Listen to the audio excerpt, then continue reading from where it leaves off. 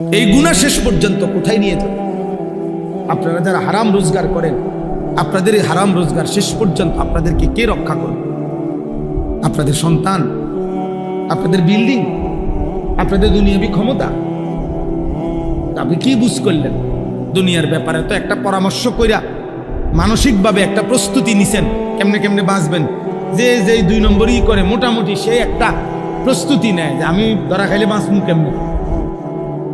তো আল্লাহ তাআলার হাত থেকে কোরআন শরীফে স্পষ্ট একটি আয়াত আছে, সাংঘাতিক কথা। আল্লাহ বলছে আম আবরামু আমরান ফা ইন্না মুবরিমুন। আল্লাহ বলছে হে নাফরমান বান্দা, তোমার জাহান্নামের আযাব আমি কি দেব? খোদার কসম আল্লাহ বলে আমার আযাব আমি ঠিক করে রাখছি। তুমি নাফরমান, আমি আল্লাহর হাত থেকে কেমনে বাঁচবা তুমি ঠিক করো। তোমার বুঝ তুমি করো, আমার বুঝ আছে। আমি আল্লাহর কাছে আযাব আছে, আমি রেডি করে রাখছি যে তুমি আমার হাত থেকে বাঁচবে কিভাবে তা তুমি রেডি করো। বলেন বলেন আমরা যারা নামাজ পড়েন না, যারা ফজরের নামাজ পড়েন না, দিনের পর দিন মাসের পর মাস, বলেন বাপ কি বুঝাইতে চাচ্ছেন নিজেকে? ভদ্রলোক কারে বুঝানি? মানুষে বুঝে না, মানুষে চিরা খায়। হ্যাঁ, সুদখোর আমনে আমনে নিজেরে ভদ্রলোক বুঝান আর আমরা চিরা খাই, আমরা বুঝি না। কিস্তিখোর আমনে আমনে রে ভদ্রলোক বলতে চান, আমরা বুঝি না, আমরা ভাত খাই না, আমরা বাতাসে বুড়ো বয়সে যাব। হ্যাঁ, লোন মানে কি আমরা বুঝি না, কিস্তি মানে কি আমরা বুঝি না, আমরা শান্তির দেশের থেকে আসছি। সুদ মানে কি আমরা বুঝি না। আমি বলতে পারলাম না আর কি, আপনার কথা বুঝেন নাই। আপনার ক্ষমতার জোরে আমি পারলাম না আপনার লগে, কিন্তু আমি না বুঝার কিছু আছে নি। কোনটা আলো কোনটা অন্ধকার এটা না বুঝার কি? কোনটা হালাল কোনটা হারাম, কোনটা পবিত্র অপবিত্র, খাবার যার অপবিত্র, খাবার যার হারাম, সে ভদ্রলোক হয় কেমনে? হারামখোর ভদ্রলোক হবে কেন? সুদখোর ভদ্রলোক হবে কেন? ঘুষখোর ভদ্রলোক হবে কেন? কোন নারী অর্ধ উলঙ্গ থাকা, তার শরীরের অঙ্গ প্রত্যঙ্গ বেপর্দা করা, এটা কালচার হইতে পারে না, এটা সভ্যতা হইতে পারে না, এটা সংস্কৃতি হইতে পারে না, এটা স্টাইল হইতে পারে না, এটা অসভ্যতা হইতে পারে। অসভ্যতা হইতে পারে। আর নয়তো তুমি কাগজে কলমে প্রমাণ করে দাও যে নিজের শরীরের কিছু অংশ প্রদর্শন করা, পর পুরুষকে দেখানো, এটা সংস্কৃতি, এটা কালচার, এটা সৌন্দর্য। কিভাবে সৌন্দর্য? কোন যুক্তিতে? কোন যুক্তিতে? এটা পৃথিবীতে প্রাচীন কাল থেকে নারীর এই বেপর্দা জীবনকে আজীবন মানুষ ঘৃণার চোখে দেখছে। আপনি এটাকে এখন ভদ্রতার মুখোশ লাগাইলে হবে নাকি? কথা বলেন না। হ্যাঁ, আপনি নতুন করে এটার মধ্যে লেভেল দিয়ে দিলে হইব, নতুন আস্তর দিলে হবে নাকি? এই জন্য আমি আপনাদের কাছে আজকের এই মোবারক ইসলাহি মাহফিলে মনে করাইতে চাই, মনে করাই আমাদের জীবনের প্রথম ডিউটি গুনাহ ছাড়া। এটা আমার হুজুরে বললেন, আমি এই জন্য হুজুরের কথাটা আমারও দিলে লাগছে, আমিও বলি। নবীজি সাল্লাল্লাহু আলাইহি সাল্লাম বলছেন, ইজা আমারতুকুম বিশাইইন ফাতু মিনহু মাসতাতাতুম। আমি নবী তোমাদেরকে যদি কিছু করতে বলি, তোমরা তোমাদের সাধ্যের সবটুকু দিয়ে তা করো। ওয়া ইজা নাহাইতুকুম বিশাইইন ফাতরুকুহু। আর যদি আমি কিছু নিষেধ করি তা পুরাপুরি ছেড়ে দাও। এখানে গুরুত্বপূর্ণ কথা হচ্ছে, হাদিসের ব্যাখ্যায় আছে, আদেশের ক্ষেত্রে নবীজি বলছে সাধ্যটুকু দিয়ে করো, কিন্তু নিষেধের বেলায় বলছে শতভাগ বর্জন করো। কথা বুঝেন না? মনে করেন নফল নামাজ আমি বললাম, তো আমি পড়লাম, আপনি পড়লেন 2 রাকাত, উনি পড়লো 6 রাকাত, উনি পড়লো 8 রাকাত, হইতে পারে। দান সদকা করতে বললাম যে মসজিদ সুন্দর হয়েছে, আপনারা সবাই দান করেন, তো আপনি দিলেন 10 টাকা, উনি দিল 100 টাকা, উনি দিল 1000 টাকা, এটা হইতে পারে। আদেশটি সাধ্য মতো দেন, কিন্তু মিথ্যা বলা ছেড়ে দেন, তাহলে এইটা সমান। চুরি করা ছেড়ে দেন, এটা সমান। সুদ খাওয়া ছেড়ে দেন, এটা এটাই নবীজি বলছে। আদেশটুকু সাধ্যের ভিতরে যে দূর হয় পালন করো, আর নিষেধটুকু শতভাগ কি করো। বর্জন। আমরা মাদ্রাসায় ছাত্রদেরকে বুঝাই, চেষ্টা করি বুঝাইতে যে আব্বা তোমার মেধার ভিত্তিতে, পড়ালেখার মুখস্থ শক্তির ভিত্তিতে রেজাল্ট ক্রমিক নম্বর কম বেশ হইতে পারে, কিন্তু আখলাক বরাবর হতে হবে। মনে করেন দাঁড়াইয়া পেশাব করা ঠিক না, এটা একটি ক্লাসের কতজন ছাত্রের জন্য ঠিক না? প্রত্যেকের টয়লেট পেপার ব্যবহার করা উচিত, এটি একটি ক্লাসের কতজন ছাত্রের জন্য উচিত? এই বুঝিনি হিসাব না। ক্রমিক নং ফলাফলের ক্রমিক ভিন্ন হইতে পারে, আপনার 1, তার 2, তার 3, তার 4, তার 5, তার 6, তার 7, 10, এই ক্রমিক নং হইতে পারে ভিন্ন পড়ালেখার, কিন্তু আখলাক বরাবর। আল্লাহ ওই স্বামীর উপরে রহমত নাজিল করে যে তার স্ত্রীকে ফজরের নামাজের জন্য জাগিয়ে দেয়। ফাইন আবাত, নবীজি বলেন যদি উঠতে না চায় স্ত্রী, নাদাহা ফি ওয়াজহিহাল মা, তাহলে স্বামী তার স্ত্রীর চোখে মুখে পানির ছিটা দিয়ে দেয়, আল্লাহ তাআলা ওই স্বামীর উপরে রহমত নাজিল করে। এই হলো হাদিসের প্রথম অংশ, শেষ হয় নাই হাদিস। এরপরে হাদিসের দ্বিতীয় অংশ, ওয়া রাহিমাল্লাহু ইমরাআতান, হাদিসের দ্বিতীয় অংশে নবীজি বলেন এবং আল্লাহ তাআলা ওই স্ত্রীর উপরে রহমত নাজিল করে, আই কাযাত যাওজাহা, যে তার স্বামীকে ফজরের নামাজের জন্য জাগিয়ে দেয়। ফাইন আবা, যদি স্বামী বেচারা উঠতে না চায় তো নাদাহাত ফি ওয়াজহিহিল মা, তাহলে স্ত্রী তার স্বামীর চোখে মুখে পানি দিয়ে দেয়, ফজরের জন্য উঠায়া দেয়।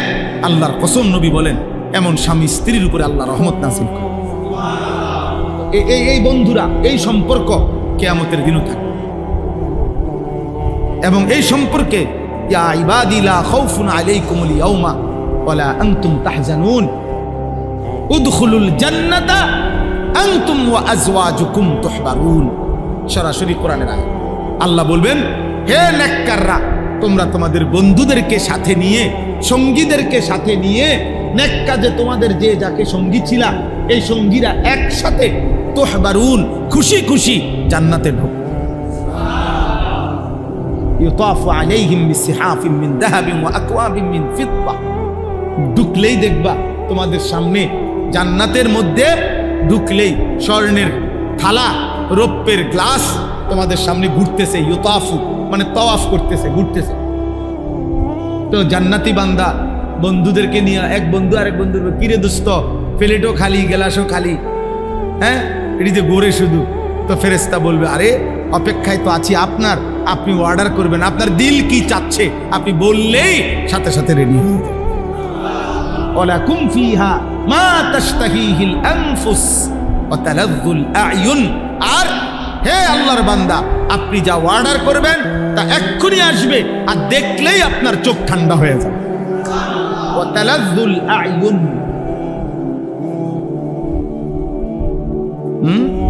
আপনারা যদি দুনিয়ার এই সব বই পড়ে মজা পান, আল্লাহর কসম আমরা কোরআন পড়ে তার চাইতে কোটি গুণ বেশি মজা পাই।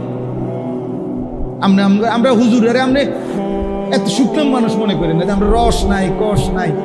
না না না, আমরা রসও আছি, কষও আছি, আরামেই আছি। আলহামদুলিল্লাহ, আলহামদুলিল্লাহ। খোদার কসম, আল্লাহকে মেনে কোনো ইমানদার অসুখে নাই, দুঃখে নাই, পেরেশানিতে নাই, বরং আল্লাহকে না মেনে কষ্টে আছে। আল্লাহর গোলামির মধ্যে সুখ আছে, সেজদার মধ্যে সুখ আছে। হযরত বড় পীর আব্দুল কাদের জিলানী রাহমাতুল্লাহ আলাইহি ওই জামানায়, বাগদাদের ওই জামানায় মুসলিম খলিফা ওনাকে বলছিল, হযরত আপনার যেই মহল্লাটা, আপনার যে মনে করেন আপনার উপজেলাটা, তখনকার হিসেবে বলতেছি, আমি আপনাকে রাষ্ট্রীয়ভাবে বরাদ্দ দিয়ে দিলাম, এই পুরাটা অঞ্চলের যত খাজনা, কর, ট্যাক্স এগুলো আপনি নিবেন, আপনার বংশধররা নিবেন, আপনাকে আমি রাষ্ট্রীয়ভাবে দিলাম। আমরা কিতাবে পড়ছি, কসম আল্লাহ। তিনি বলছেন, হে বাদশাহ, তোমার রাজত্ব তোমার কাছেই রাখো। আল্লাহর কসম বাদশাহ, রাত গভীরে তাহাজ্জুদ নামাজের সেজদা দিতে গেলে আমার কপাল, এটুকু কপাল আমার, যেই মাটিটা স্পর্শ করে আমার কাছে তোমার পৃথিবী লক্ষ কোটি বার দেওয়ার চাইতে সেজদার ওই মাটিটুকুর দাম বেশি। আমি গভীর রাতের সেজদার দিলে যে স্বাদ পাই, সুখ পাই, তৃপ্তি পাই, গোটা পৃথিবীর বিনিময়েও আমি তোমার এই সেজদার স্বাদ, ওইটুকু মাটির মহব্বত আমি হারাইতে চাই। বেটা তোর দুনিয়া তুই নে, তোর বাদশাহী তুই নে বেটা। এই জন্য আপনাদের কাছে শুধু গল্প বলা মাকসাদ না, বক্তাগিরি দেখানো মাকসাদ না, আপনার দিল জাগানো। আপনি কেন ফজরের নামাজ পড়বেন না বলেন না আব্বা? যুবক ভাই, কি কারণ থাকতে পারে? তুমি সুস্থ, তুমি সবল, তোমার চোখ, কান, নাক, সারা দেহ সবল, এমন সুস্থ মানুষ কেমনে উঠতে পারো না? তুমি তো পঙ্গু না, প্যারালাইজড না, অক্ষম না, তুমি অন্ধ না, বুবা না, বধির না। রাসূলুল্লাহ সাল্লাল্লাহু আলাইহি সাল্লামের একজন সাহাবী, মসজিদের পাশে যার ঘর ছিল, উনি চোখে দেখতেন না। আল্লাহর নবী সাল্লাল্লাহু আলাইহি সাল্লাম নিষেধ করছিল ফজরের ওয়াক্তে যে তোমার কষ্ট হবে আসতে, আরেকজন লোক নিয়ে আসতেন, উনারে সবসময় পাইতেন না। ওই সাহাবী মসজিদ থেকে ওনার ঘর পর্যন্ত রশি বান্ধিয়া নিচে বান্ধাওয়ায়া নিচে ওই রশি ধরে ধরে ফজরের ওয়াক্তে মসজিদের জামাতে চলে আসতেন। হ্যাঁ মুসলমান, ওই সাহাবী যদি কিয়ামতের দিন দাঁড়ায়া বলে যে হে ঈমানদার আমার নবীর উম্মত, আমি চোখবিহীন জীবনে কোনোদিন ফজরের জামাত ছাড়ি নাই, তুমি চোখ নিয়া 365 দিনে একদিনও মসজিদের জামাতে আসতে পারলো না, ও কি জবাব দিবেন? বলো না ভাই, একজন ভাই বলে কি জবাব দিবেন সেদিন?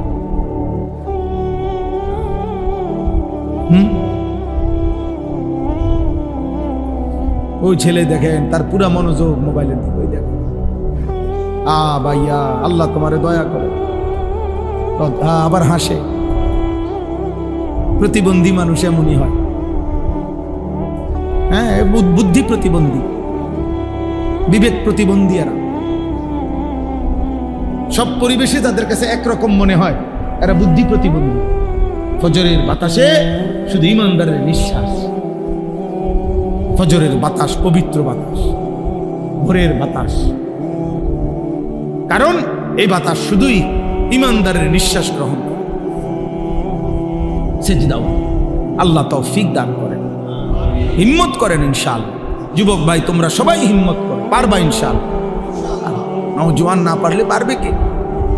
যুবক হারলে দুনিয়া হেরে যাবে। এক এক নওজোয়ানের পুরা শক্তি আমরা খেয়াল করলে, একটা অ্যালার্ম ঘড়ি কিনেন, একটা অ্যালার্ম ঘড়ির দাম কত? 300, 350 টাকা, 250 টাকা। ওইটা দিয়ে আপনি অ্যালার্ম দেন। 2টা অ্যালার্ম ঘড়ি কিনেন, একটা বালিশের কাছে রাখেন, একটা একটু উপরে রাখেন। এটা যদি ঘুমের কাতরতার কারণে বন্ধ করে দেন, ওইটা তো বাঁচবে। এটা এতটুকু দূরত্বে রাখেন যেন উড়ন লাগে। আমি আমার মার কাছ থেকে শিখছি এটা। আমার আম্মা, আমাদের বাসা তো এখানেই ছিল, কুমিল্লা শহরে ঠাকুরপাড়া বড় মসজিদের ইমাম সাহেবের ছেলে আমি। আমার আব্বা কুমিল্লা শহরে ঠাকুরপাড়া বড় মসজিদে অনেকটা স্কুল আছে, প্রাইমারি স্কুল। আব্বা 43 বছর এই মসজিদে ইমামতি করছে, এক মসজিদ। আমার আব্বা, আমি ওনার ছেলে, ও প্রাইমারি স্কুলের ছাত্র, আমি ছিলাম এই ঠাকুরপাড়া। তো আমার পরিচিত এলাকা আপনাদের এই সব এলাকা। তো এই মারে দেখতাম, আমার আম্মা, আমরা 5 ভাই 3 বোন, 8 জন ভাই বোন ছিলাম। আমার আম্মা একটা ওই যে ঘন্টা ফিটে স্কুলে গোল কাঁসার, এটার মধ্যে আগে ঘন্টা ফিরতো না এমনি টুং টুং করে, এইগুলো একটা আমাদের বাসায় আম্মা আনাইছিল। এই প্রত্যেক দিন মা, আমরা ভাই বোনরা ঘুমাইতাম যে রুমেই, এই মা দরজার সামনে এই বেল, এই ঘন্টা এটা দিয়া এই বেল ফিরা টুং টুং টুং টুং টুং করে যতক্ষণ না উঠতাম। কত সময় গেছে মারে বলছি, মা উঠছি তো, মা এই ঘন্টা ফিটন বন্ধ করেন, মা উঠছি। মাই বলতো না ফুত, এইসব কথা বলে হইতো না, শোয়ার থেকে উঠছি বলে হইতো না, উঠো লাইট জ্বালাও, দরজা খোলো, বাইর। আমার যখন 2টা বাচ্চা আছে, আমার যখন 2 সন্তান, আমি যখন সন্তানের বাপ, তখনও আমার মা আমারে উঠাইছে। সম্ভব, হিম্মত করলে সম্ভব, ফিকির করলে কি সম্ভব। একটা মোবাইলে 5টা অ্যালার্ম আছে, প্রত্যেক মোবাইলের মধ্যে কমপক্ষে কি আছে? 5টা অ্যালার্ম দেওয়া যায়। 4:45 জামাত, আপনি আরো 20 মিনিট আগের থেকে দেন, আপনি একটানা টিপ দিয়ে বন্ধ করবেন, আবার বাজবে, আবার বাজবে, আবার বাজবে। আপনি উঠেন, আল্লাহর জন্যই উঠেন। 4 রাকাত নামাজ মাত্র, 8টা সেজদা, অল্প সময় অনেক দাম। তাহলে পড়বো কখন? এখন থেকে। বলেন ইনশাআল্লাহ, বলেন ইনশাআল্লাহ। আমার একটা স্লোগান আছে, হয়তো এখন নয়তো কখনো নয়। মানে হয় বলতে হবে এখন, আর নয়তো তোমার মতো আকামলারা দিয়ে কোনো সময় তো না। বুঝেন না কথাটা? হয়তো এখন নয়তো কখনো নয়। বলেন কখন? বলেন কখন? ইনশাআল্লাহ, ইনশাআল্লাহ। আল্লাহ তাআলা সবাইকে হিম্মত দান করেন। শেষ, আমরা আমাদের প্রজন্মকে খুব দ্রুত নিজের হাতে আল্লাহর নাফরমানির কাছেই নিয়ে যাচ্ছে। আপনারাও খবর নেন, আমরাও খবর নিচ্ছি। সারা পৃথিবীর আন্তর্জাতিক পরিক্রমা আমরাও পড়ি কম বেশ। পৃথিবী নিয়ে ইউরোপের ভাবনা কি, এটা আমরা কম বেশ পড়ি। একবারে বেওকুফ না, শুধু ভাত খাই আর ঘুম যাই এমন না। আপনারাও খবর নেন। মানুষ কাকে বলে, ভদ্রতা কাকে বলে, আখলাক কাকে বলে, চরিত্র কাকে বলে, আর উপার্জনকারী প্রাণী বলতে কাকে বলে। এক হলো উপার্জন করে, আরেক হলো মানুষ হয়েছে। আপনি যেই কোনো খবরে শুনবেন, খবর নেন, ইউরোপে সবচেয়ে বেশি উপার্জনকারী মানুষ হলো ওরা, ওই সকল নারী যারা তাদের দেহ বিক্রি করে। সবচেয়ে বেশি উপার্জন তাদের, সবচেয়ে ধনী তারা ওই নারীরা যারা তাদের শরীর বিক্রি করে।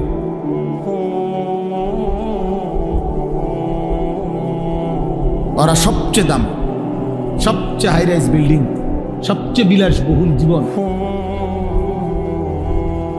তারা।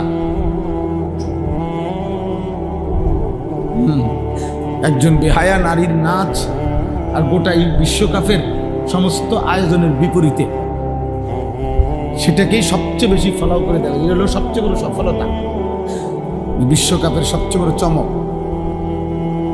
একজন নর্তকীর নাচ।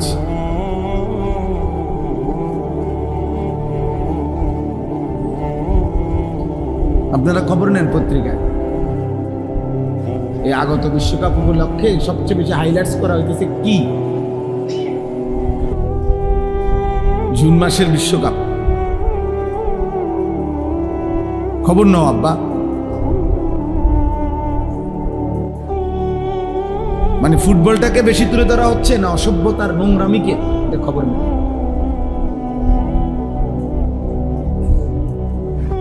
তিন দেশের আয়োজন, তো তিন দেশের আলাদা আলাদা সাংস্কৃতিক অনুষ্ঠান, মানে নাচ, পৃথক পৃথক নাচ। যার কাছে যে দূর আছে সর্বোচ্চ অতটুকু উজাড় করে পৃথিবীবাসীকে নাচ গান দেখাবে। এটাই উদ্বোধনী অনুষ্ঠান। উদ্দাম নাচ, এটাই হলো কি উদ্বোধন, বর্ণাঢ্য উদ্বোধন। এই জন্য সবাই মিলে এটা ভাবতে শিখে। একজনই ভাবে, আপনাদের বিবেক নাই তো বলেন। এই যে এখানে সর্বোচ্চ বাচ্চাটার বয়স 7 বছর, ওই বাচ্চাটা ফুললি ভিডিও করছিল কেন? তার মাকে, তার বাবা কোথায়, তার অভিভাবক কোথায়? এই মোবাইলটা তাকে কে দিল? নিশ্চিত তার কোনো না কোনো অভিভাবক। এ তো নিঃসন্দেহে 20,000 টাকা 30,000 টাকার একটা মোবাইল ওই নিয়ে আসে না। আপনি ওই একজন বাচ্চা খুঁজতে দরকার নেই। আপনি সমাজের বাস্তবতা বলেন। আপনি ওই এক, এটা যদি এমন না হয় যে কিরে আমরা এতগুলো জোনায়েত বাগদাদির মাঝখান দিয়া এই একজন বাচ্চা করতে গাইল, এরকম বিষয়টা তো কি এমন? বিষয়টা তো এমন না। তো কাজে ওই একজনকে মেনশন করা মাকসাদ না, আমাদের সমাজ বাস্তবতা তুলে ধর। প্রতিনিয়ত আপনারা একটা মার্কেটে গিয়া, একদিনের মার্কেটে দাঁড়াইয়া ঘন্টা 2-1 দেখেন কি পরিমাণ বাচ্চাদের হাতে মোবাইল। প্রত্যেক মহিলা যারা মার্কেটিং করতেছে তাদের বাচ্চাদের হাতে কি পরিমাণ, বাচ্চাকে যাতে ডিস্টার্ব না করে এর একমাত্র মোক্ষম হাতিয়ার তার মোবাইল। মহিলা আবার নিশ্চিন্তে মার্কেটিং করতেছে, মহিলা আবার নিশ্চিন্তে ড্রেসিং টেবিলে সাজতেছে, মহিলা আবার নিশ্চিন্তে পাশের ঘরের বাবির সাথে গল্প করতেছে, মহিলা আবার নিশ্চিন্তে ওনার মনে যা চায় তাই করতেছে।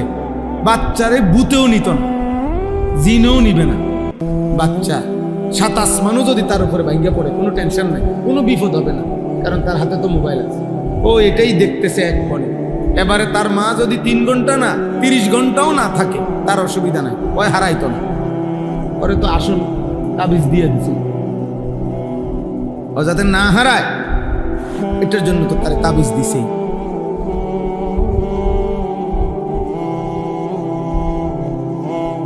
শত শত ছেলে কিশোর মাত্র 12 বছর 14 বছর বাবা মার সামনে দাঁড়াইতেও চায় না।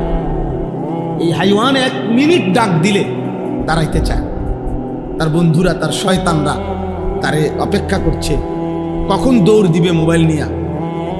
আবার আগের মতো নারী ছবি, জিনা, ব্যভিচার, উদ্দাম দৃশ্য। বাপের কপালে 10 মিনিট যে দাঁড়াইয়া কথা বলবে ওই ধৈর্য তার নেই। বলো বলো, জলদি বলো, কি হয়েছে? বলো আব্বু কি হয়েছে? আচ্ছা আব্বু পরে কথা হবে।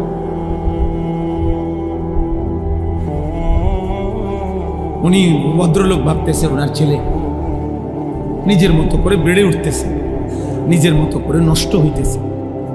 নিজের মতো করে কোনো কিছু বেড়ে ওঠে না, নিজের মতো করে নষ্ট হয়। ফেলে রাখলে, ছেড়ে দিলে নষ্ট হয়ে যায়। এমনকি এটাই নিয়ম যে লোহাও যদি মাটির উপরে রাখে, মাটি লোহা হয় না, লোহা মাটি হয়ে যায়।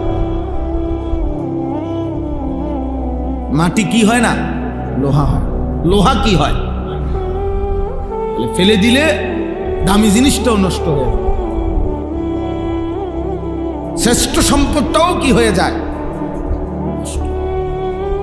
বেদামি হয়ে যায়।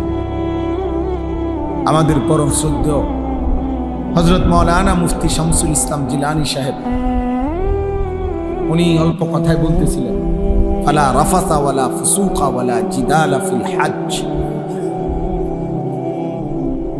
জীবনটা অশ্লীলতা মুক্ত, গুনাহমুক্ত করা মুমিনের কাছে আল্লাহর চাওয়া, একজন মুসলমানের কাছে আল্লাহ তাআলার প্রথম চাওয়া। এক মুসলমানের প্রথম জিম্মাদারি তারকুল মুনকারাত, গুনাহ ছাড়া। দ্বিতীয় জিম্মাদারি ফি'লুল খায়রাত, আদেশগুলো পালন করা। গুনাহ বর্জন হলো প্রথম দায়িত্ব, দ্বিতীয় দায়িত্ব হলো আদেশ পালন। প্রথমত গুনাহ বর্জন, দ্বিতীয়ত আদেশ পালন। আরবি ভাষায় বলে দাফউল মুদাররাতে মুকদ্দামুন আলা জালবিল মানফা। এটা আরবি প্রবাদ। অর্থ হলো উপকার আনয়ন করা তার চাইতে অগ্রে ক্ষতি দূর করা। আগে হলো কি দূর করা, ক্ষতি দূর করা, এরপরে হলো উপকার আনয়ন করা।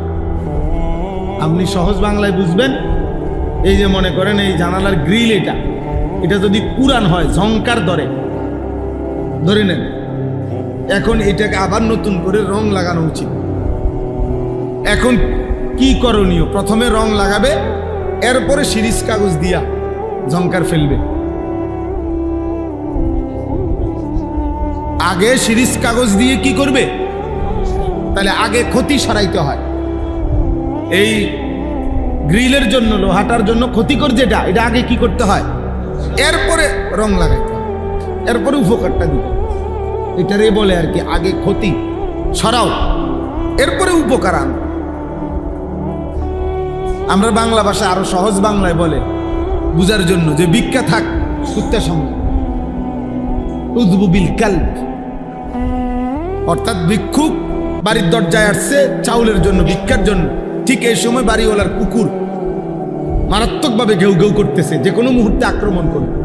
এই ভিক্ষুকের চাওয়া হলো বাড়িওয়ালার কাছে, ভাই আমার চাউলের দরকার নেই, আমার উপকার লাগতো না, আমি কি সরান? কুত্তা সরান, ওইটাতে তো আমার কামড় না, আমার চাল লাগবে না। এইটারে বলে আর কি যে ভিক্ষা থাক কুত্তা সামলাও, আগে কুকুর সামলাও, ক্ষতি সরাও, আমার ক্ষতি যাতে না হয়, আমার উপকার করতে পারে।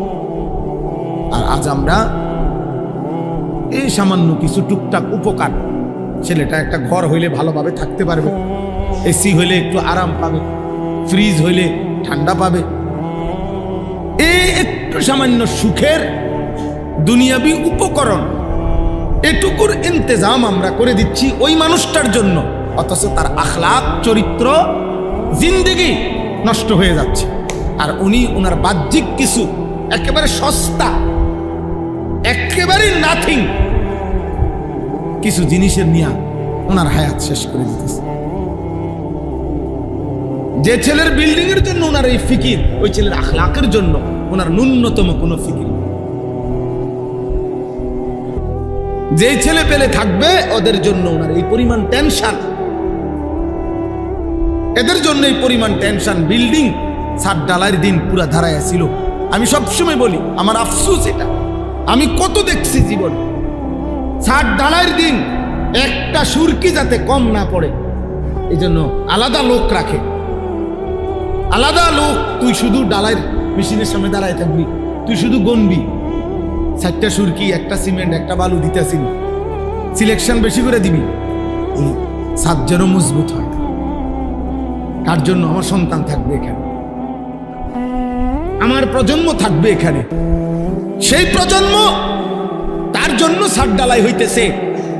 যে সন্তান গত 365 দিনে, খোদার 1 বছরে কোনোদিন ফজরের নামাজ পড়ে নাই, এমন মানুষরূপী জানোয়ারের জন্য বিল্ডিং এর ছাদ ডালাই হইতেছে। ওটা পুরাটা জানোয়ার বেটায়, ওটা আস্তা জানোয়ার বেটা। যার কপালে সেজদা নাই, ওই জিন্দিগি জানোয়ারের জিন্দিগি, ওই জীবন পশুর জীবন, ওই জীবন মানুষের জীবন। কপাল যার মালিকের সামনে নয় না, তার চাইতে বড় বেয়াদব আসমানের নিচে জমিনের উপরে আর কেউ হয় না।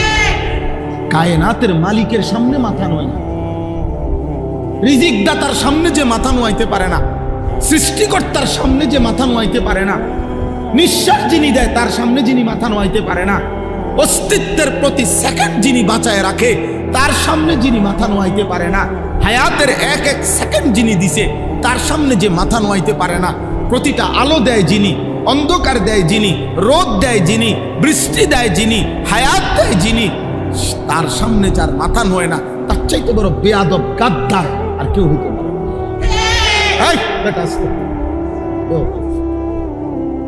আস্তে কথা বলো, চিল্লাও কেন? বোকা ছেলে, চুপ থাকো, একদম চুপ থাকো।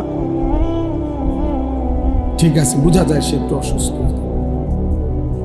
বুঝেন নাই আমার? আপনি নইলে প্রতিবাদ করেন, আমি উঠে যাই, অসুবিধা নেই। আপনার হিম্মত থাকলে প্রতিবাদ করেন এবং প্রতিবাদের উপরে যুক্তি দেন।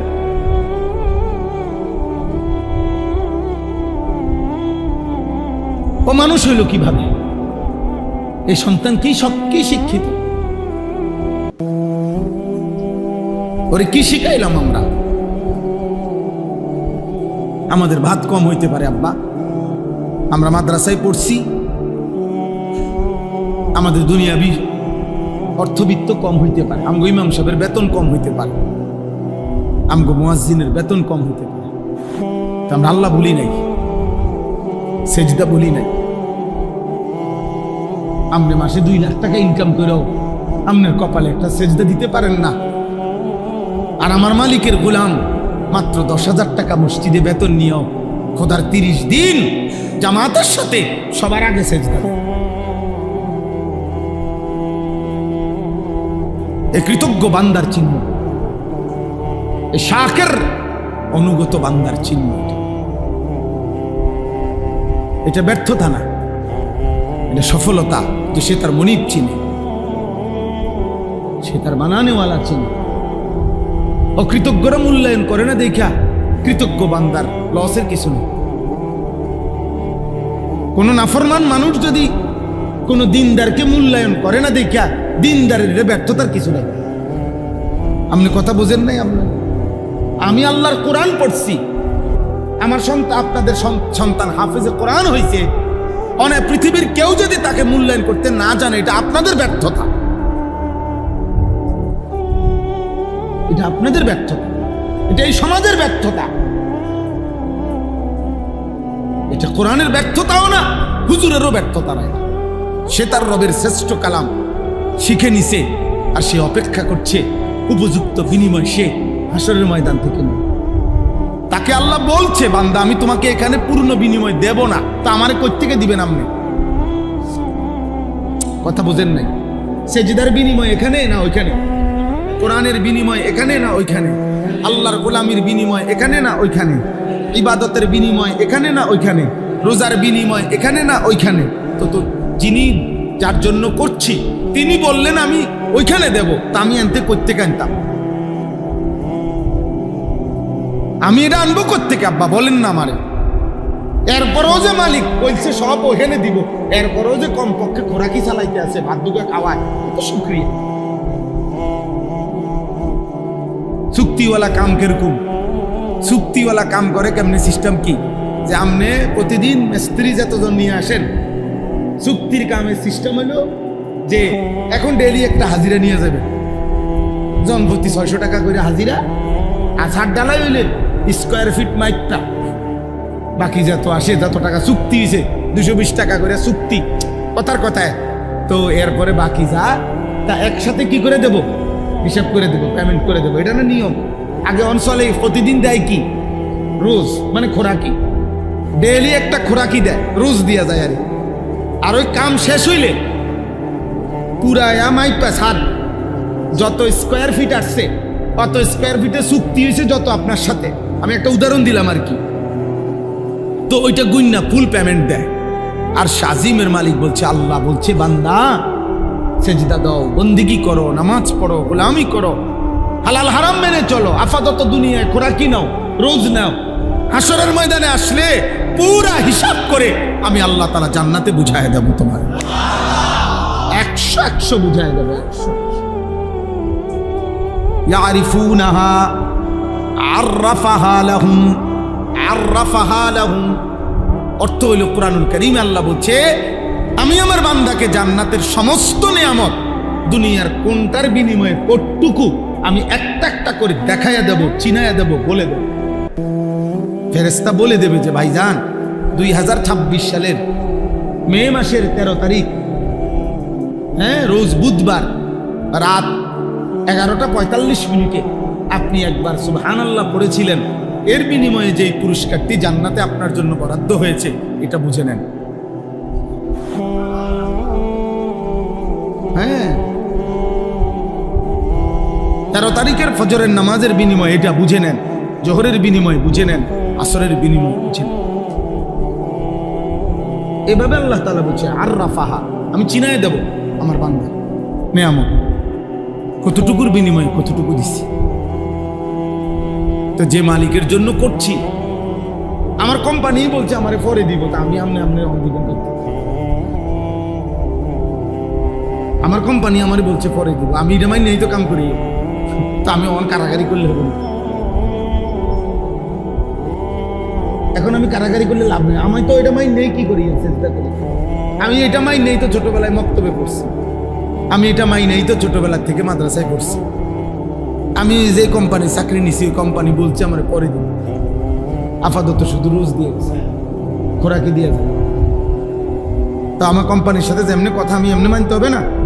তা আমার আল্লাহ তো আমার বলছে পরে দিব, বাকিটা পূর্ণ দিব।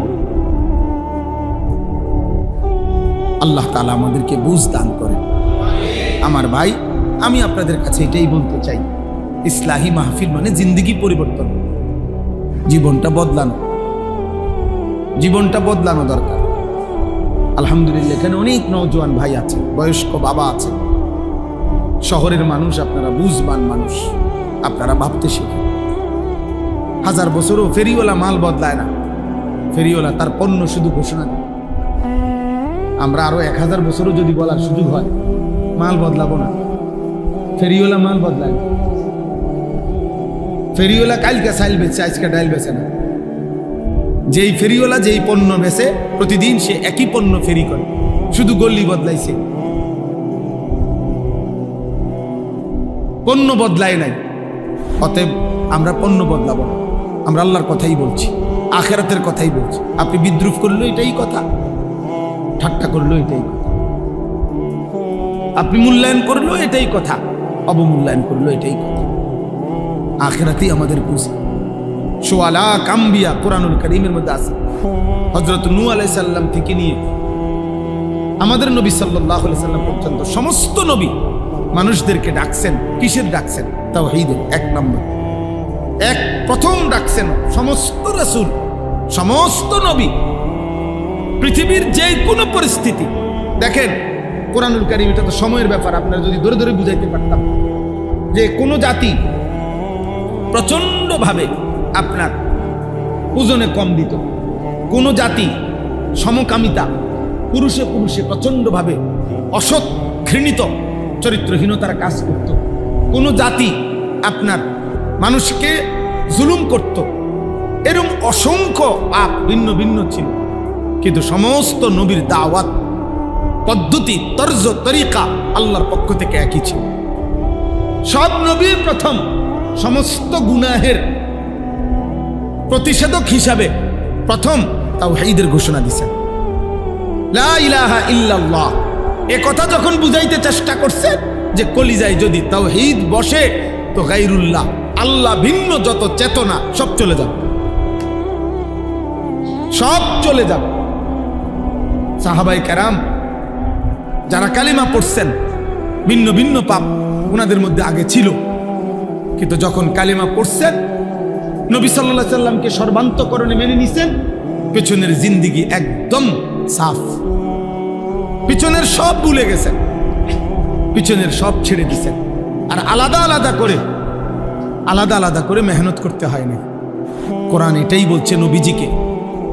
এই কোরআনে কারীমে আছে আল্লাহ তাআলা দুইটা কথা বলছেন, উতলু মা উহিয়া ইলাইকা মিনাল কিতাব ওয়া আকিমিস সালাহ। হে নবী, আপনি সমস্ত মানুষের সামনে দুই জিনিস পেশ করেন। কয় জিনিস বলেন? এক, কোরআনুল কারীমের তেলাওয়াত, দুই, 5 ওয়াক্ত নামাজ। উতলু মা উহিয়া ইলাইকা মিনাল কিতাব, এক নম্বর কোরআনুল কারীমের তেলাওয়াত, দুই নম্বর ওয়া আকিমিস সালাহ, 5 ওয়াক্ত নামাজ। এবার আল্লাহ ওয়াদা দিছে এই দুই ফর্মুলায় কি ফায়দা আসবে। আল্লাহ বলছে শুনেন, ইন্নাস সালাতা তানহা আনিল ফাহশাই ওয়াল মুনকার।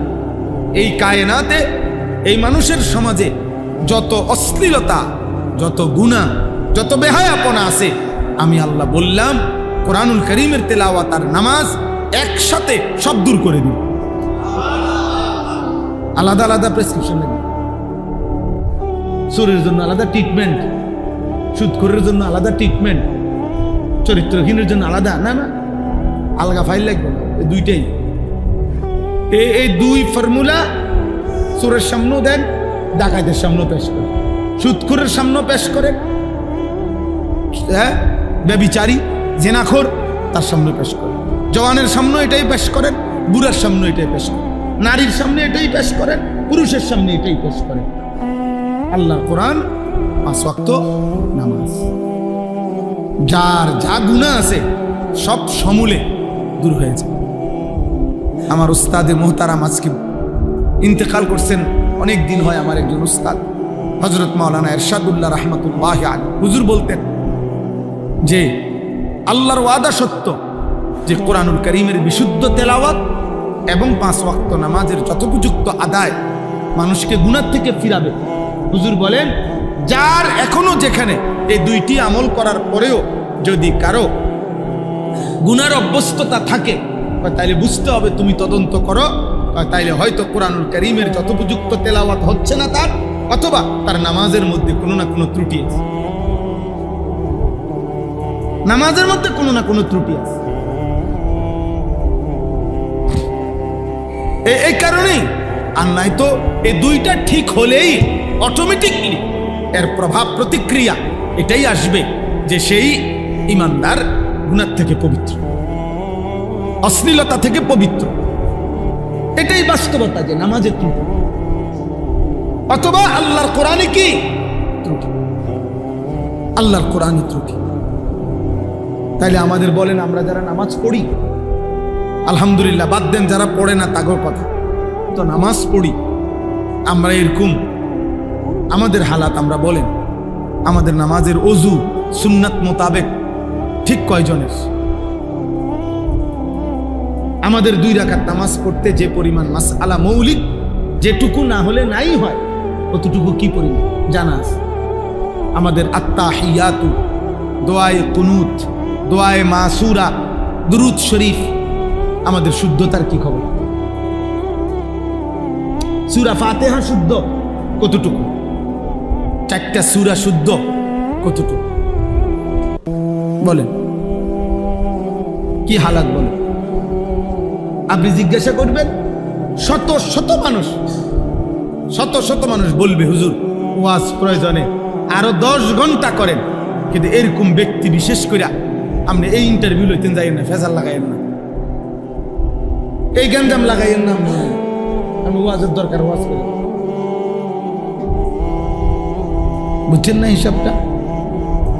আপনার ওয়াজ লাগলে আরো করে, কিন্তু কারো গায়ে হাত দিয়েন না, মানে ডাইরেক্ট জিগাইয়েন না। তাহলে আপনি মাথা নোয়ায় ফেললে দুনিয়াতে না, মাথা নোয়ায় ফেললে কৌশল করলে, চালাকি করলে দুনিয়া না, আব্বা চালাকি করলেন আখিরাত। আমি সব সময় বলি, চোখ বন্ধ করলেই তো ঝড় বন্ধ হয় না। অর্থাৎ বিষয়টা বুঝেন, তুফান আসতেছে, চারিদিকে অন্ধকার হয়ে গেছে আকাশ।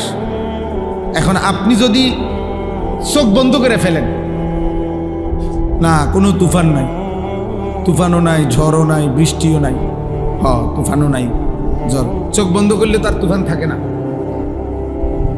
কথা বলেন না? তো চোখ বন্ধ করলে বুঝি তুফান বন্ধ হয়ে গেছে? তুমি না চোখ বন্ধ করে রেখেছো, তুমি চোখ খোলো।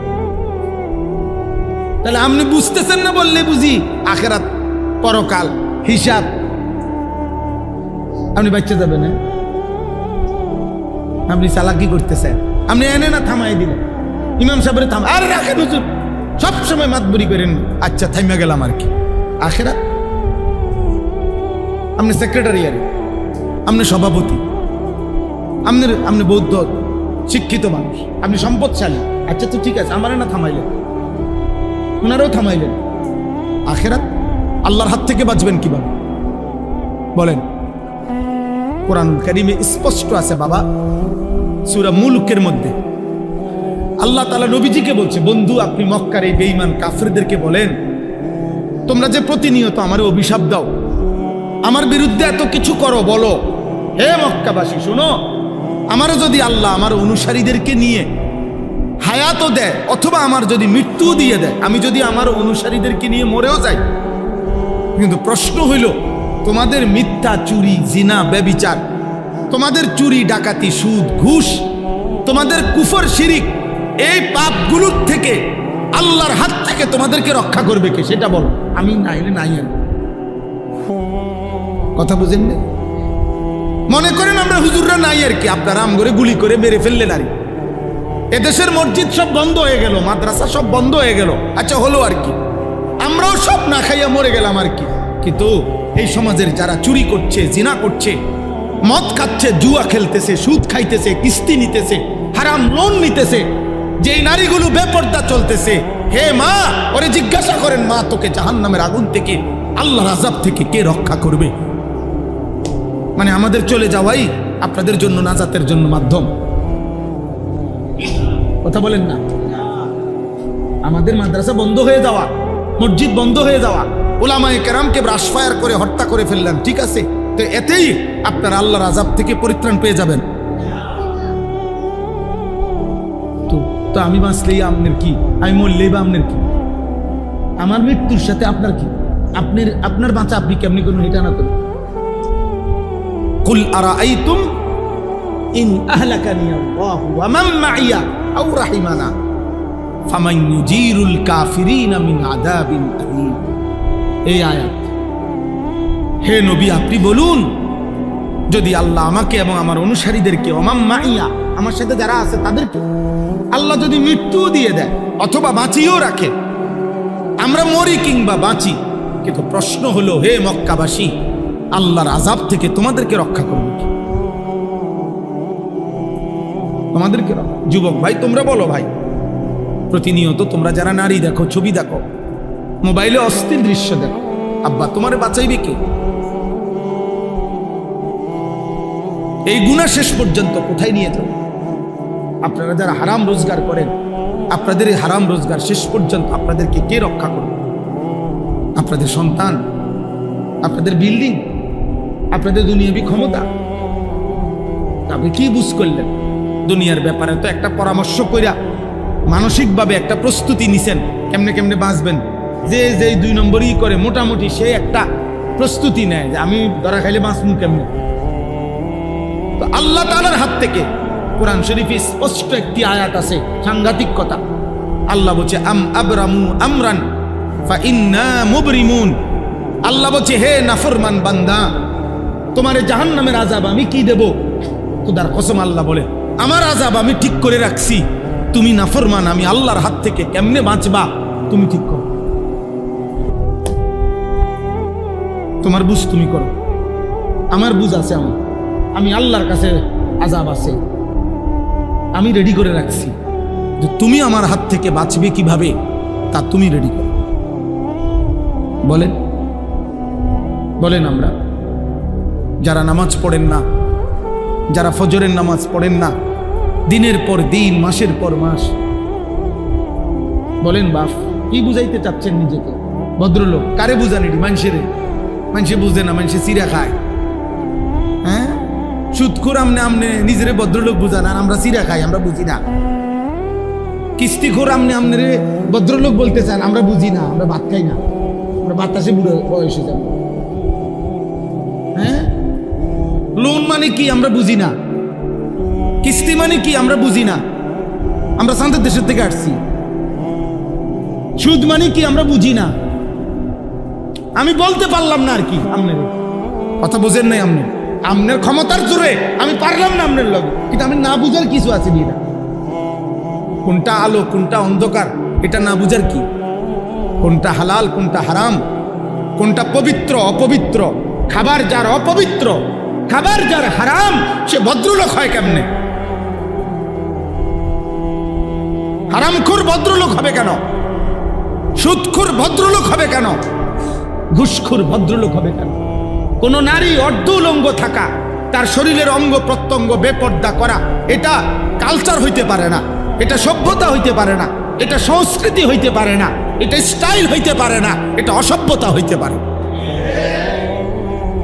অসভ্যতা হইতে পারে। আর নয়তো তুমি কাগজে কলমে প্রমাণ করে দাও যে নিজের শরীরের কিছু অংশ প্রদর্শন করা, পর পুরুষকে দেখানো, এটা সংস্কৃতি, এটা কালচার, এটা সৌন্দর্য। কিভাবে সৌন্দর্য? কোন যুক্তিতে? কোন যুক্তিতে? এটা পৃথিবীতে প্রাচীন কাল থেকে নারীর এই বেপর্দিকে, বেপর্দা জীবনকে আজীবন মানুষ ঘৃণার চোখে দেখছে। আপনি এটাকে এখন ভদ্রতার মুখোশ লাগাইলে হবে নাকি? কথা বলেন না? হ্যাঁ,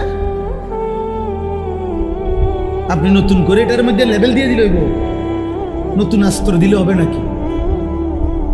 এই জন্য আমি আপনাদের কাছে আজকের এই মুবারক ইসলাহি মাহফিলে মনে করাইতে চাই, মনে করাই আমাদের জীবনের প্রথম ডিউটি গুনাহ ছাড়া। এটা আমার হুজুরে বললেন, আমি এই জন্য হুজুরের কথাটা আমারও দিলে লাগছে, আমিও বললাম। নবীজি সাল্লাল্লাহু আলাইহি সাল্লাম বলছেন, ইজা আমারতুকুম বিশাইইন ফাতু মিনহু মাস্তাতাতুম। আমি নবী তোমাদেরকে যদি কিছু করতে বলি, তোমরা তোমাদের সাধ্যের সবটুকু দিয়ে তা করো। ওয়া ইজা নাহাইতুকুম বিশাইইন ফাতরুকুহু। আর যদি আমি কিছু নিষেধ করি তা পুরোপুরি ছেড়ে দাও। এখানে গুরুত্বপূর্ণ কথা হচ্ছে, হাদিসের ব্যাখ্যায় আছে, আদেশের ক্ষেত্রে নবীজি বলছে সাধ্যটুকু দিয়ে করো, কিন্তু নিষেধের বেলায় বলছে শতভাগ বর্জন করো। কথা বুঝেন না?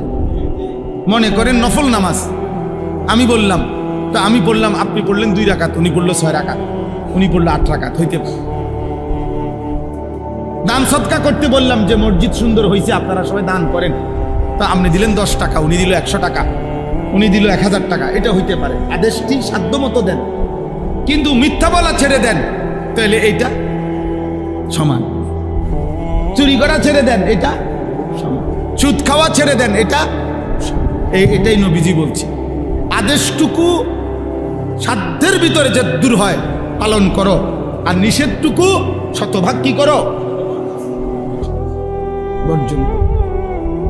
আমরা মাদ্রাসায় ছাত্রদেরকে বুঝাই, চেষ্টা করি বুঝাইতে যে আব্বা তোমার মেধার ভিত্তিতে, পড়ালেখার মুখস্থ শক্তির ভিত্তিতে রেজাল্ট ক্রমিক নম্বর কম বেশ হইতে পারে, কিন্তু আখলাক বরাবর হতে পারে। মনে করেন দাঁড়াইয়া পেশাব করা ঠিক না, এটা একটি ক্লাসের কতজন ছাত্রের জন্য ঠিক না? প্রত্যেকের টয়লেট পেপার ব্যবহার করা উচিত, এটি একটি ক্লাসের কতজন ছাত্রের জন্য উচিত? এই বুঝিনি হিসাব না। ক্রমিক নং ফলাফলের ক্রমিক ভিন্ন হইতে পারে, আপনার 1, তার 2, তার 3, তার 4, তার 5, তার 6, তার 7, 10, এই ক্রমিক নং হইতে পারে ভিন্ন পড়ালেখার, কিন্তু আখলাক বরাবর, আখলাক বরাবর, চরিত্র বরাবর হইতে হয়। এটাই সাহাবায়ে কেরামের মধ্যে আবু বকর সিদ্দিকের থেকে এরকম ধারাবাহিকতা আকপিস হইতে পারে, কিন্তু আখলাকের ক্ষেত্রে, ঈমানের ক্ষেত্রে, সেজদার ক্ষেত্রে, নামাজের ক্ষেত্রে ওনারা জিন্দেগিকে বরাবর বানাচ্ছে।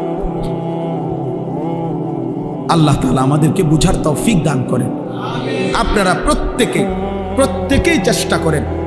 আজকে আমি আর দেরি করব না, প্রত্যেকে আমরা চেষ্টা করি আজকের এই ইসলাহি মাহফিল মানেই হচ্ছে সংশোধনের মাহফিল, নিজেকে সংশোধন করা।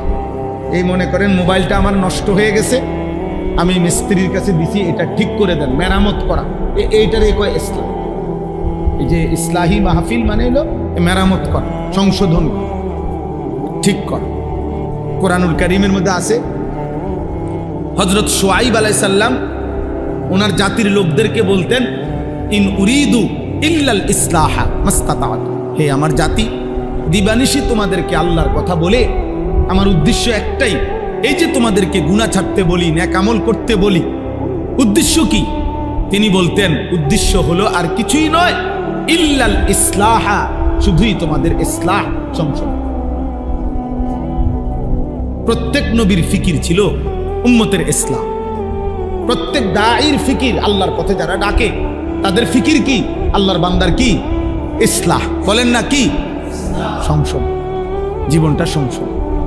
ইন্নামাল মুমিনুনা ইখওয়া ফাআসলিহু বাইনা আখাওয়াইকুম, আল্লাহ বলছে মুমিনগণ পরস্পর ভাই ভাই, অতএব ভাই ভাই একে অপরের ইসলাহ করে দাও। ফাআসলিহু, তোমরা ভাই ভাই ইসলাহ করে দাও, একজনের অপরজনের ইসলাহ। আমার ফিকির আপনি করবেন, আপনার ফিকির আমি, আখিরাত। এটাই বন্ধুত্ব, এটাই ভ্রাতৃত্ব। এমন সকল বন্ধুত্ব, এমন সম্পর্ক কসম আল্লাহ কোরআনুল কারীমের মধ্যে আছে, যে সম্পর্কের ভিত্তি হবে তাকওয়া, যে সম্পর্কের ভিত্তি হবে গুনাহ থেকে ফেরানো, যে সম্পর্কের ভিত্তি হবে নেক কাজে উৎসাহিত করা।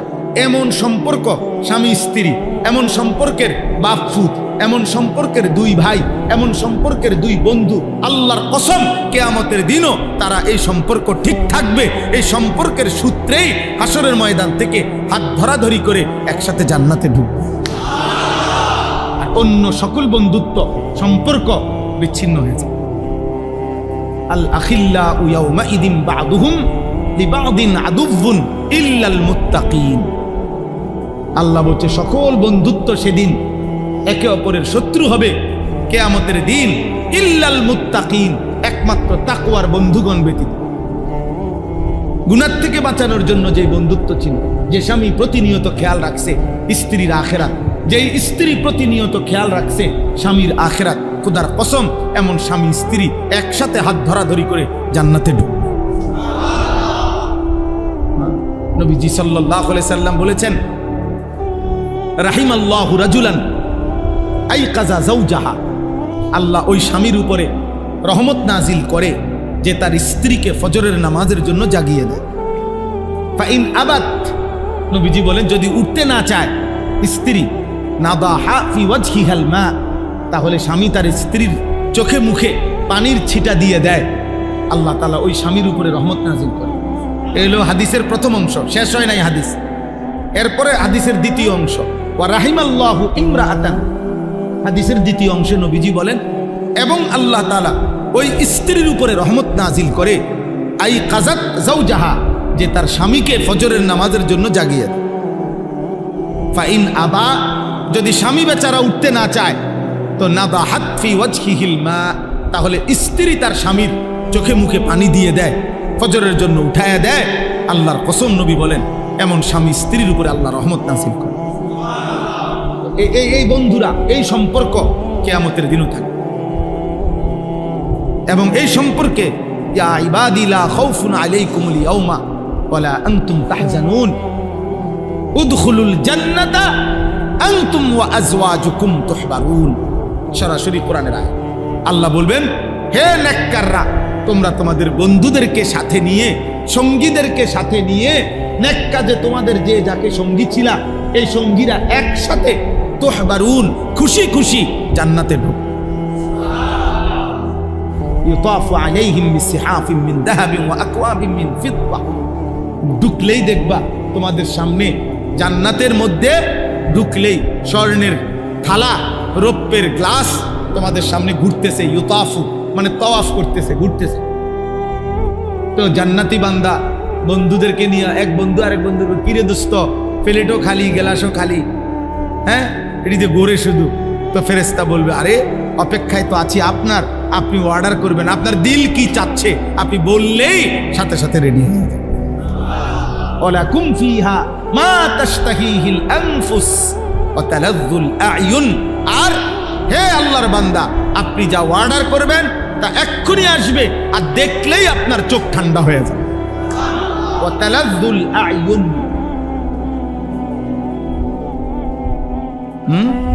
আপনারা যদি দুনিয়ার এই সব বই পড়ে মজা পান, আল্লাহর কসম আমরা কোরআন পড়ে তার চাইতে কোটি গুণ বেশি মজা পাই।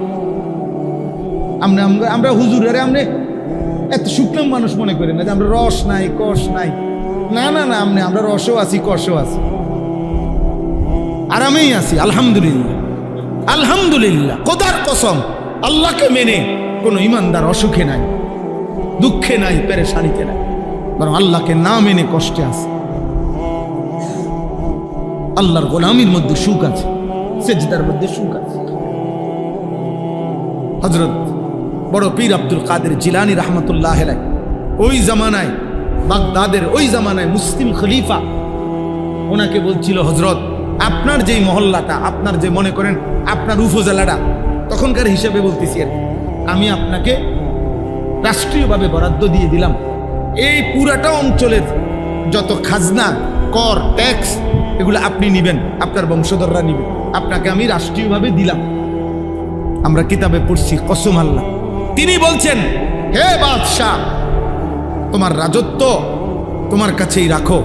আল্লাহর কসম বাদশাহ, রাত গভীরে তাহাজ্জুদ নামাজের সেজদা দিতে গেলে আমার কপাল, এটুকু কপাল আমার, যেই মাটিটা স্পর্শ করে আমার কাছে তোমার পৃথিবী লক্ষ কোটি বার দেওয়ার চাইতে সেজদার ওই মাটিটুকুর দাম বেশি আমার।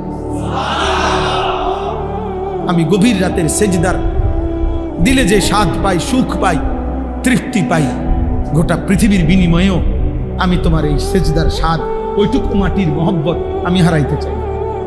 যা বেটা, তোর দুনিয়া তুই নে, তোর বাদশাহী তুই নে বেটা।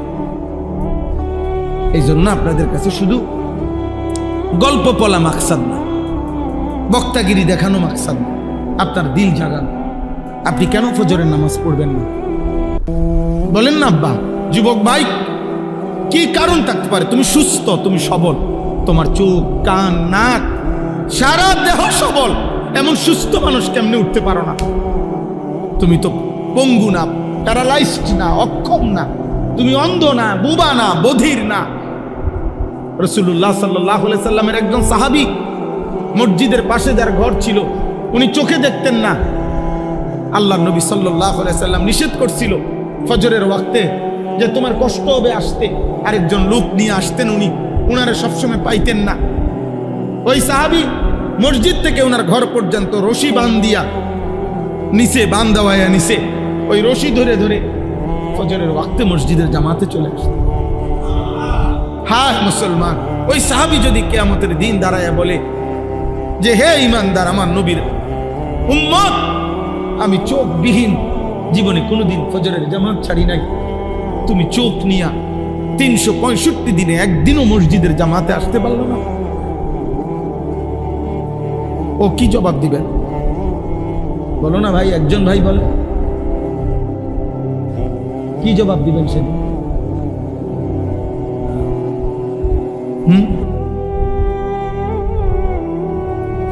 ওই ছেলে দেখেন তার পুরা মনোযোগ মোবাইলের দিকে, ওই দেখেন ভাইয়া আল্লাহ তোমারে দয়া করে, আবার হাসে। প্রতিবন্ধী মানুষ এমনই হয়, হ্যাঁ, বুদ্ধি প্রতিবন্ধী, বিবেক প্রতিবন্ধী। এরা সব পরিবেশে তাদের কাছে একরকম মনে হয়, এরা বুদ্ধি প্রতিবন্ধী। মসজিদ, ঘর, রাস্তা, দোকান সবই যার কাছে বরাবর মনে হয়। হ্যাঁ, আমি ছেড়ে দেওয়ার মানুষ, আমি আর আইতাম না দরকার, আমি বড় ভেদাইলা মানুষ, কিন্তু আমি ছেড়ে দিতাম না মানুষ। আমার এটা আগের থেকেই অভ্যাস, আমি প্রয়োজনে আর আসবো না কোনদিন, কিন্তু আজকে পাইছি, আজকেই বলে গেল। তো এই জন্য বললাম আমরা আজকে, আমার শেষ কথা এটাই, ফজরের নামাজ। রাসূলুল্লাহ সাল্লাল্লাহু আলাইহি ওয়াসাল্লাম বলেন, মান সাল্লা সালাতাস সুবহি ফাহুয়া ফি জিম্মাতিল্লাহ, যে ফজরের নামাজ পড়লো সে নিজেকে আল্লাহর জিম্মায় তুলে দিল। আজ আমি নিজেকে আমার রবের জিম্মায় উঠাই দিই, আল্লাহর জিম্মায় উঠাই দিই, আর মালিক যেন তার সারাদিনের দায়িত্ব নিয়ে নেন। সুবহানাল্লাহ, ফাহুয়া ফি জিম্মাতিল্লাহ, পরিষ্কার বিশুদ্ধ হাদিস। হাদিসের ব্যাপারে নির্ভরযোগ্যতা নিয়েই বললাম। নবীজি বলছেন সাল্লাল্লাহু আলাইহি ওয়াসাল্লাম, নবীজি বলছেন ফজরের অন্ধকার সময়ে, এই অন্ধকার আলো অন্ধকারের হালকা এই সময়ে যে পায়ে হেঁটে মসজিদে আসে, আল্লাহ নবী সাল্লাল্লাহু আলাইহি ওয়াসাল্লাম বলছেন, আমি ওয়াদা দিলাম কিয়ামতের দিন ফুলসিরাতের 30,000 বছরের অন্ধকার রাস্তায় তার জন্য বিন্নুরিত তাম, পূর্ণ আলোয় আলোকিত হয়ে যাব। বাশশিরিল মাশাঈনা ফিজ যুলামি ইলাল মাসাজিদ বিন্নুরিত তামি ইয়াউমাল কিয়ামা, পূর্ণ আলো জ্বলবে। ফজরের মুসল্লি ইনশাআল্লাহ সবার আগে সবচেয়ে বেশি আলো জ্বলবে ফুলসিরাতে আপনার সামনে। ইনশাআল্লাহ আপনি পড়বেন ফজরের নামাজ, বলেন ইনশাআল্লাহ, বলেন ইনশাআল্লাহ, হিম্মত করেন। ঘুমি তো আব্বা, আর তো কিছু না, একটাই তো শুধু সমস্যা, প্রতিবন্ধকতা তার কিচ্ছু না, চাকরিও না, ব্যবসাও না, দোকানও না, স্কুলও না, অফিসও না, ডিউটিও না, কোচিংও না, কিছুই তো না রে আব্বা। প্রতিবন্ধকতা কয়টা? একটাই, কি? এই তো একজন আশরাফুল মখলুকাত ইনসান একটি প্রতিবন্ধকতার সামনে হেরে গেলা। এমন কাপুরুষ বুঝি মুসলমান হয়, এমন আকামলা বুঝি মুসলমান হয়? ঠিক হবে বেটা, তোমার দিয়ে কি হবে বেটা? ভাত খানা ছাড়া, হ্যাঁ? ভবিষ্যতে কি হবে? বিয়ে করবে, 2-3টা বাচ্চা হবে, একটা বিল্ডিং হবে, সামাজিক একটা স্ট্যাটাস হবে। মানে কি? বাজার সাজার করে খাইতেছে, কথাবার্তা শুদ্ধ বলে, দাঁতের আগায়, কেমন আছেন আঙ্কেল? ভালো আছেন? কেমন চলতেছে আঙ্কেল? একটা ভালো সোফা কিনেছে আঙ্কেল, আমেরিকার থেকে, মালয়েশিয়ান কাঠ দিয়ে বানায়, একটু সুযোগ থাকলে দেখে আইসেন। আঙ্কেলের দাওয়াত দিতে আছে, সোফা চাইতে। সোফাও একটা দেখার জিনিস, বিল্ডিংও একটা দেখার জিনিস। সেদিন আমি এক ভদ্রলোককে দেখছি, উনি নিচতলায় থাকে, দোতলায় এক পাশে আমারে দেখাই। তারপরে এদিক দিয়ে কি আঙ্কেল? হুজুর কিছু মনে করবেন, আমি কয়টা ছাগল পালি, এগুলো এদিক দিয়ে। ওই দোতলায় ছাগল পালে, মানুষ নিচে থাকে। জি জি জি, মসজিদে বইয়া বেহুদা কথা কই। তো বিল্ডিং এর দোতলায়, হ্যাঁ আঙ্কেল ছাগল পালে। তা বিল্ডিং কোনো আশ্চর্য কিছু নেই, এর ছাগল থাকে। 1 কোটি টাকা দামের প্রাইভেট কারে ইউরোপে ছাগলের ঘাসটা নেই, টানে না? আপনি জাপানে আমাদের এই সমস্ত প্রাইভেট কার যেগুলা, এই আমাদের যেগুলো আমরা শোরুম থেকে কিনছি, আমার গাড়ি একেবারে শোরুমের আব্বার থেকে কিনলো, এরপরও এখানে মাইলেজ লেখা থাকে কমপক্ষে 25,000 20,000 কিলো চলছে। মানে হেরা একটু চেক করে কয় দিয়ে চালাই হালাই দাও খালি ইডি আমাদের দেশে ইনটেক মাত বুড়ি আমরা দেখাই কি মাত বুড়ি বেটা। নতুন গাড়ি, কিসের নতুন গাড়ি? এই যে 26,000 কিলো চলা হালাই দিছে। আমি কিনছি গাড়ি, এবারটা তো কইছে আমার এটা নতুন গাড়ি। তো নতুন গাড়ির মধ্যে এটা লেখা আসে কেন? এটার হিসাব আসলো কেন? এটা একটা ডাইরেক্ট কাগজপত্রের মধ্যে আপনার জাপানি যে কাগজ দিছে আমারে, ওইখানে মধ্যে লেখা আছে কত মাইলেজ চলছে। বুঝেন নাই তো? কিছু এটা হইলো ওরা এই সমস্ত গাড়ির মধ্যে ছাগলের ঘাস টানে। আমার একজন ঘনিষ্ঠ লোক আছে, অস্ট্রেলিয়া থাকে, আমি আরো আগেও বলছি এই কথাটা। ওনারে আমি একদিন জিজ্ঞাসা করছি, আপনি অস্ট্রেলিয়া কি করেন? কয় হুজুর আমি হেলিকপ্টার দিয়ে সার দেই। সার সে সার দেয়, হেলিকপ্টার দিয়ে কি দেয়? তো আমরা বাংলাদেশে হেলিকপ্টার দিয়ে সার দিব কোন বছর? আমরা অটোই দিই শেষে না। তাহলে দুনিয়া কোন দিন হবে আব্বা? কি আহামরি দুনিয়া কি হবে মুমিনের জন্য? আপনাদের আমাদের সবার বিল্ডিং যেদিন 10 তলা শেষ হয়ে যাবে, সেদিন ইউরোপ আমেরিকায় শুনবেন 100 তলার গুলো পুরান ভবন। পুরান ভবন। এই জন্য চলেন আমরা ফজরের নামাজ পড়বো ইনশাআল্লাহ। হযরত আব্দুল্লাহ ইবনে ওমর রাদিয়াল্লাহু তাআলা আনহুমা বলেন, ইজা ফাকাদনাল ইনসানা ফি সালাতিল ফজর আসানা বিহি যন। নবীজির জামানায় আমরা কোন মুসলমানকে যদি আমরা ফজরের নামাজে অনুপস্থিত দেখতাম, আল্লাহর কসম তিনি বলেন আমরা তাকে দুইটি বিষয় ধারণা করতাম তার ব্যাপারে, হয় তিনি অসুস্থ নয় তিনি মুনাফিক। কসম খোদার, এটাই কিতাবে। আমরা যাকে ফজরের নামাজে মসজিদের জামাতে অনুপস্থিত দেখতাম, আমরা তার ব্যাপারে ভাবতাম হয়তো সে কি রোগাক্রান্ত অথবা কি মুনাফিক। হযরত উবাই ইবনে কাব রাদিয়াল্লাহু তাআলা আনহু বলেন, নবীজি একদিন ফজরের নামাজের পরে জিজ্ঞেস করলেন, আজকে অমুক আছে? বললেন নাই। অমুক আছে? নাই। দুইজন ব্যক্তির ব্যাপারে জিজ্ঞেস করলেন। হযরত উবাই ইবনে কাব বললেন, নবীজি বলেই যখন দেখলেন নাই, তো নবী সাল্লাল্লাহু আলাইহি সাল্লাম তার পবিত্র জবানে বললেন, নিশ্চয়ই এশার নামাজ এবং ফজরের নামাজ জামাতে পড়া মুনাফিক যারা তাদের জন্য ভীষণ কঠিন। তাহলে ওই মানুষদের ব্যাপারে কি ধারণা করছেন? কথা বলে না, ওদেরকে অনুপস্থিতির কথা জিজ্ঞাসা করেই এরপরে এই কথাটা বলার অর্থ কি? এদের ব্যাপারে কি ধারণা করছেন বলেন না? বলে বুখারীর হাদিস, মুসলিম শরীফের হাদিস, মুত্তাফাকুন আলাই হাদিস। নবীজি বলছেন, ইন্না আসকালা সালাতিন আলাল মুনাফিকিন সালাতুল ইশা ওয়া সালাতুল ফজর। নিশ্চয়ই মুনাফিকদের জন্য দুইটি নামাজ কঠিন, এশার নামাজ এবং ফজরের নামাজ। এই জন্য বলেন পড়বো ইনশাআল্লাহ। আপনাদের এই মসজিদ দেখে অনেক ভালো লাগছে, অনেক ভালো লাগছে। বাস্তবে আসলে এই কারণে বলছি, এমন সুন্দর মসজিদ, বিশ্বাস করেন এই কলিজা দিয়া বলতেছে, এটা যদি ফজরের মুসল্লি ভরে যায় কত না সুন্দর হবে। যে মসজিদ কমিটি এত সুন্দর মসজিদ করলেন, আপনাদের হাত জোর করে অনুরোধ, আপনারা আরেকবার বসেন নতুন মিটিংয়ে, ফজরের মুসল্লি বাড়াবো। আপনারা ফিকির করলে যদি মসজিদ এত সুন্দর হয়, আপনারা ফিকির করলে মুসল্লিও বাড়বে। এই এলাকার নওজোয়ান ভাই, দোস্ত আমার, বন্ধু আমার, সাথী আমার, প্রিয় ভাই আমার, তোমরা কয়েকজন যুবক নিয়ত করো, প্রস্তুতি নাও, এক বন্ধু আরেক বন্ধুকে ফজরের জন্য ডাকো, কথা বলো, প্রত্যেকে একজনের দায়িত্ব নেন।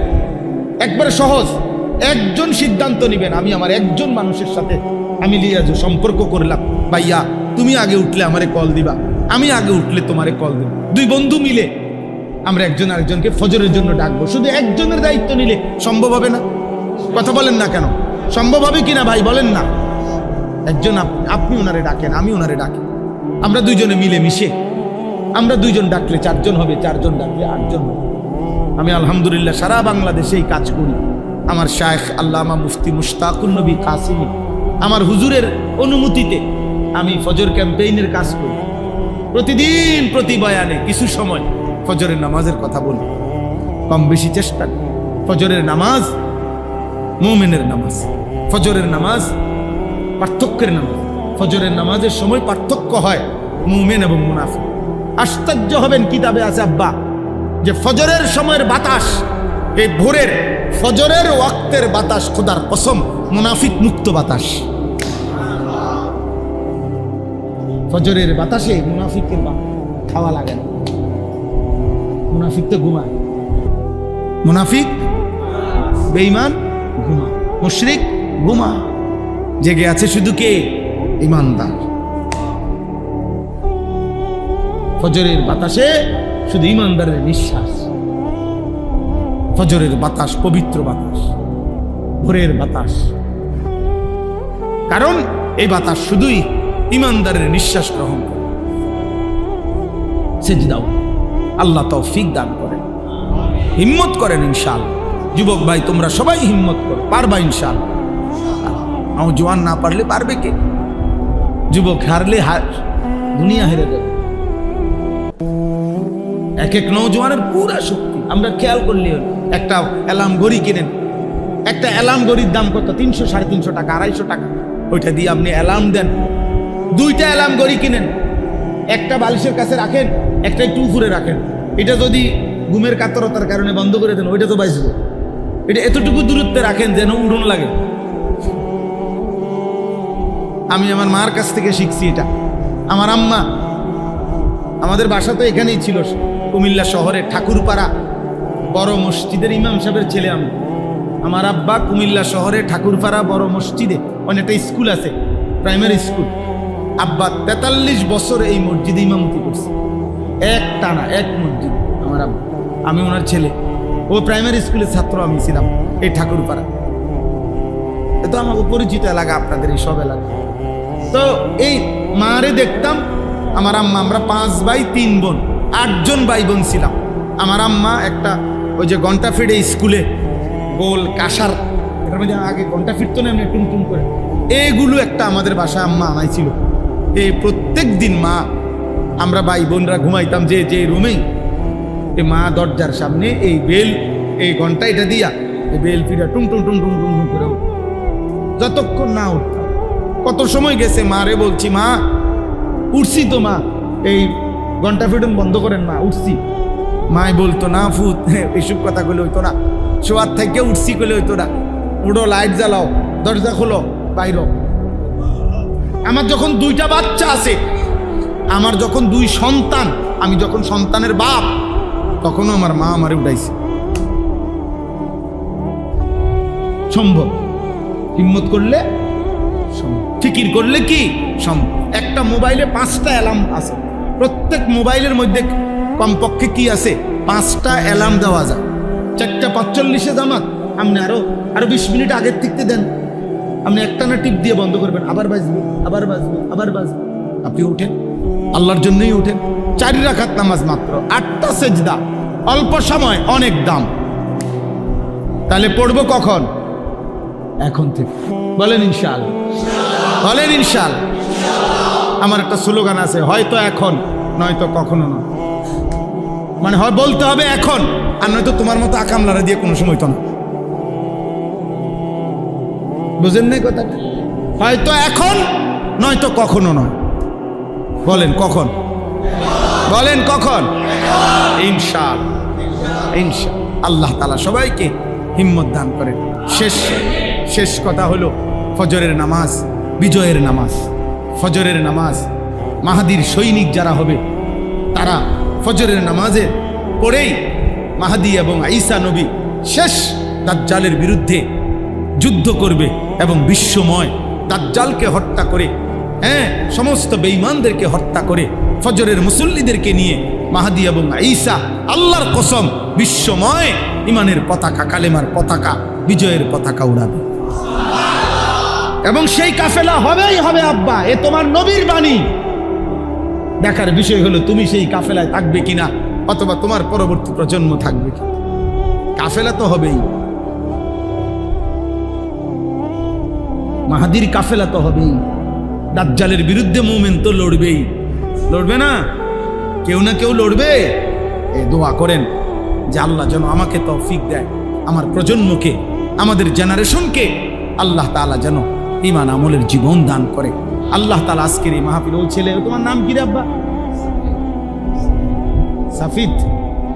ও অনেক ফিকির করছে, আমার কাছে 2-3 বার গেছে, বারবার আমার মসজিদে গেছে, 2 দিন আগেও গেছে, গিয়া কাগজ পোস্টার হ্যান্ডবিল দেখাইছে, হুজুর আপনি আসবেন আমার এখানে আমাদের মাহফিল। আলহামদুলিল্লাহ আল্লাহ আনাইছেন। আল্লাহ তাআলা আপনাদের সবাইকে কবুল করে নেন, আপনাদের এই সুন্দর মসজিদের আল্লাহ তাআলা উত্তম বিনিময় দান করেন। আপনারা সবাই মিলে আমাদের জন্য দোয়া করবেন। আমার একটা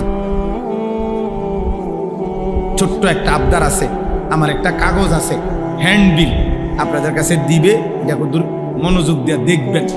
হ্যান্ডবিলটার মধ্যে আমার একটা ছোট্ট আবেদন আছে, আবদার আছে। এই আবদারটা আপনারা একটু দেখেন।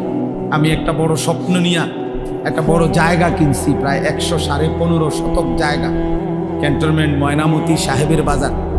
আমার একটা স্বপ্ন, আমার মাদ্রাসার যে বাচ্চারা পড়ে, আলহামদুলিল্লাহ হেদায়েতুন নাহু পর্যন্ত জামাত 534 জন ছাত্র আজকে উপস্থিত আছে।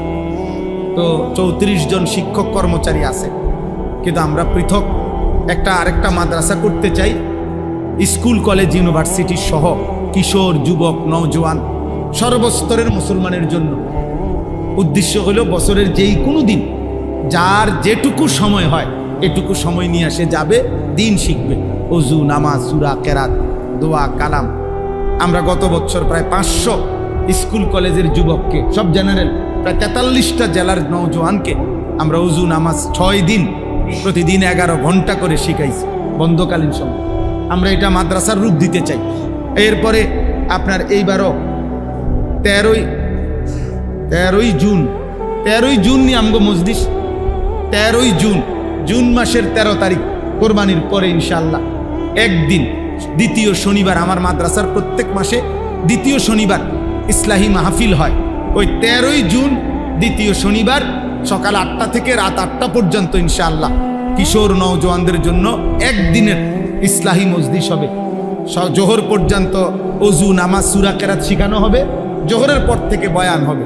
আমার শায়েখ আল্লামা মুফতি মুশতাকুন নবী সাহেব হুজুর থাকবেন। আমাদের প্রিয় বক্তা, বাংলাদেশের আলোচিত বক্তা, প্রিয় বক্তা আল্লামা মুফতি আরিফ বিন হাবিব, তিনি ইনশাআল্লাহ নিজে ডেট দিয়েছেন, থাকবেন আল্লাহ চাহে তো। আপনাদেরও যুবক ভাইদের সুযোগ থাকলে আমাদের মাদ্রাসায় যাবেন। 13ই জুন ক্যান্টনমেন্ট থেকে উত্তর দিকে ময়নামতি সাহেবের বাজার, এই কাগজের ঠিকানা আছে। আর কাগজটার মধ্যে আবেদন আছে আমাদের ওই জায়গাটা যেখানে আমরা এই বড় মাদ্রাসাটা করতে চাই, এই জায়গা প্রায় 2,67 লাখ টাকা জায়গার দাম। তো আমরা একটা ছোট্ট হিসাব বাইর করছি, এক নামাজের মুসল্লা জায় নামাজ পরিমাণ জায়গার দাম, মাটির দাম 4,200 টাকা। তো যদি কেউ আমাদের সুযোগ থাকে, এখানে বিকাশ নাম্বার আছে, অ্যাকাউন্ট নাম্বার আছে, পারলে 4,200 টাকা দিয়ে এক নামাজের মুসল্লা পরিমাণ জায়গার অংশগ্রহণ করবেন, সদকায়ে জারিয়ার সওয়াব পাইবেন। আপনি কেউরে বললে দিলে সওয়াব পাইবেন। আলহামদুলিল্লাহ সারা বাংলাদেশের অনেক মানুষ দিছে। আল্লাহর দয়ায় আমরা এই পর্যন্ত প্রায় 1,70,80 লাখ টাকা সুদ করে ফেলছি আল্লাহর দয়া। বাকিটাও হয়ে যাবে ইনশাআল্লাহ।